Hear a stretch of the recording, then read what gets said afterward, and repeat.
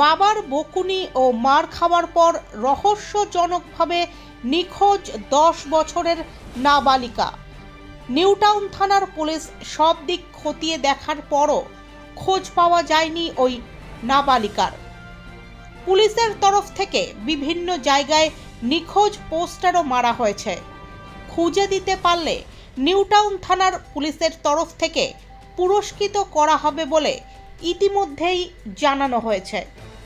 নাবালিকার বাবা হারান কাহারের দাবি, সেপ্টেম্বর মাসের 28 তারিখ 10 বছরের নাবালিকা মন্দিরা কাহার তার কাছে বকা খায় এবং তিনি কয়েকটি চড়ও মারেন।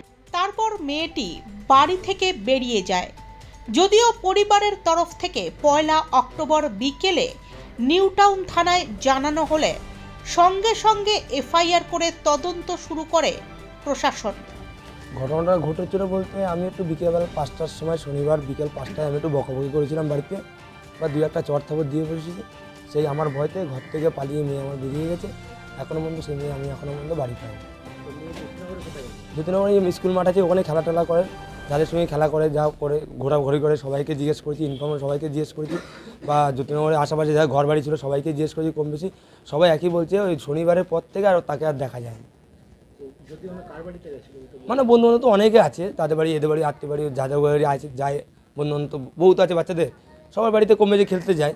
এখন গিয়ে ওখানে তো আমি সবার বাড়িতেই কম বেশি খোঁজখবর নিয়েছি, কিন্তু কোনো ইনফর্মার পাইনি। সবাই একই বলছে, না আমি দেখিনি আমরা। না, হ্যাঁ মেলায় গেছিলো, কোন কাদের সঙ্গে মেলায় গেছিলো জানি না, আমি সঠিক চিনি না আমিও।